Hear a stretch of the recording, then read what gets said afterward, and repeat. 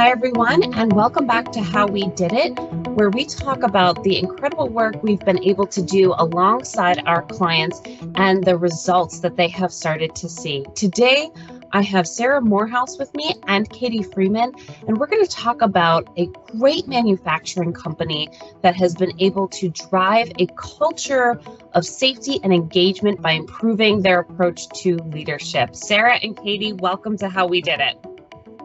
Thanks for having us. Hi there, thanks for having us.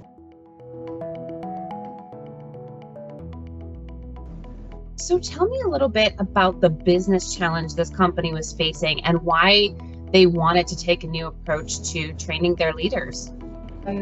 This was quite a unique opportunity, I think, for us to partner with this organisation.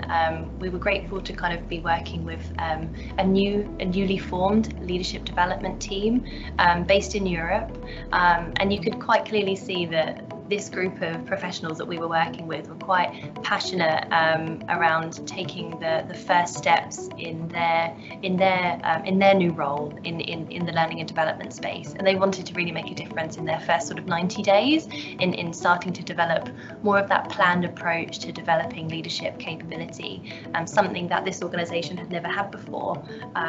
They're made up of a number of different organisations acquired through many acquisitions, so they had quite a dispersed approach when it came to developing leadership, something that they noticed to be quite inconsistent, and as a result sort of not really developing that sort of common leadership language. So the group of professionals that we were working with kind of really wanted to make a difference in crafting this more intentional approach to leadership development.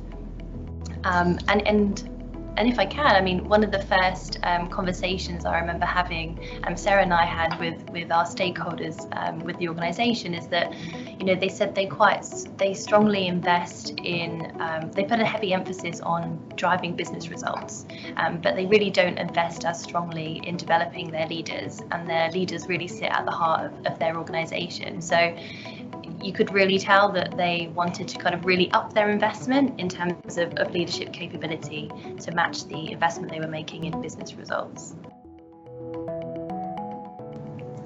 So what solution did we use to work alongside them, and how did it work as they started to put the pieces together? I guess there were a few different solutions that we have implemented here for this particular client. I guess the first one to mention would be the license approach.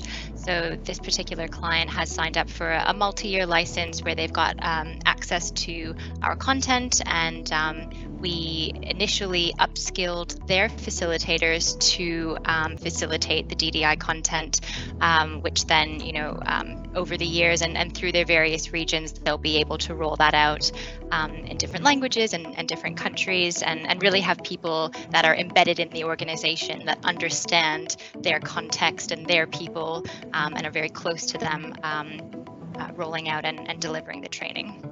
So that's one interesting thing to mention.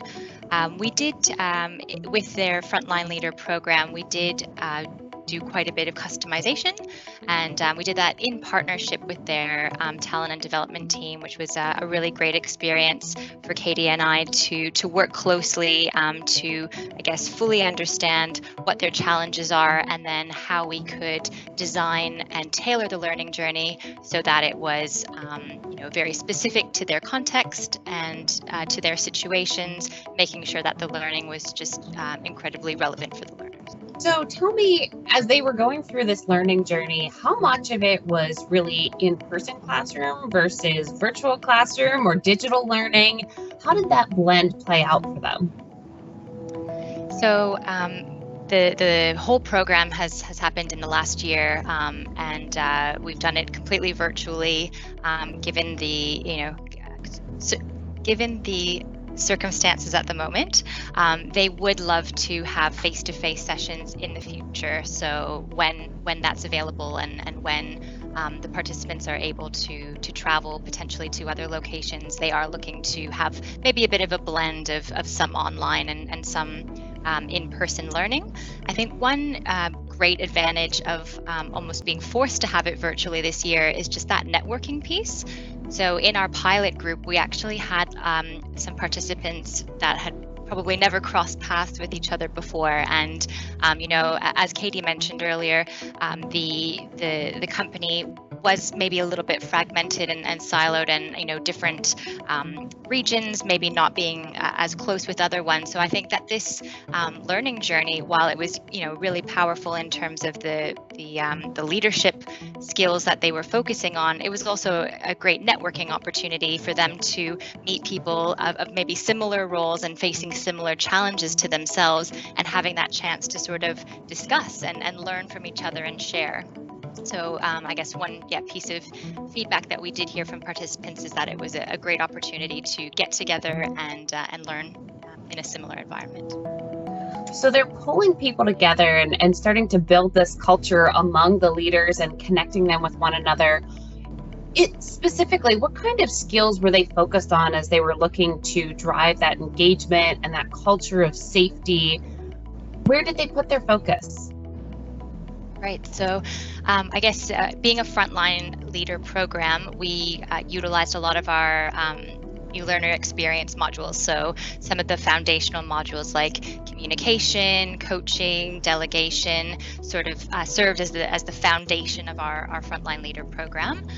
We then built on that and kind of incorporated some other skills, and as you just mentioned, safety, that was obviously a big focus of the program. So we were weaving elements of safety throughout, and we did do a big focus on sort of not just physical safety but psychological safety, and so topics like trust and courage and resilience came up there as well. And I guess one message that we got from the safety director was that people and leaders especially need to first of all be role models and lead by example.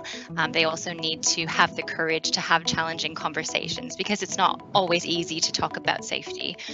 So that was another really great topic that we covered. And I guess both with physical and with psychological safety, one important skill that we wanted to focus on was being able to show empathy and support to others. And obviously those two being two of our key principles that kind of kept coming back throughout the program. These skills that leaders are showing as they start to create this new cohesive culture that's more open and more empathetic, so that they can really have some great conversations around things like safety. It sounds like a big shift in mindset for a lot of folks. How are you starting to see it play out, and what feedback are you getting? Even though this program is, I understand, in its early stages, what are some of those tidbits you're getting back from folks? I think some of the things that we're starting to hear the organisation say, and particularly in terms of that mindset shift, is getting leaders to kind of really understand that link between safety and leadership. So obviously previously there has been sort of such a strong investment in how to be a great safety leader from a technical perspective, having those critical, life-saving rules in place, all the steps that you have to follow to create a safe working environment, because ultimately, this business's mission is to ensure that everybody goes home safe at the end of each work day.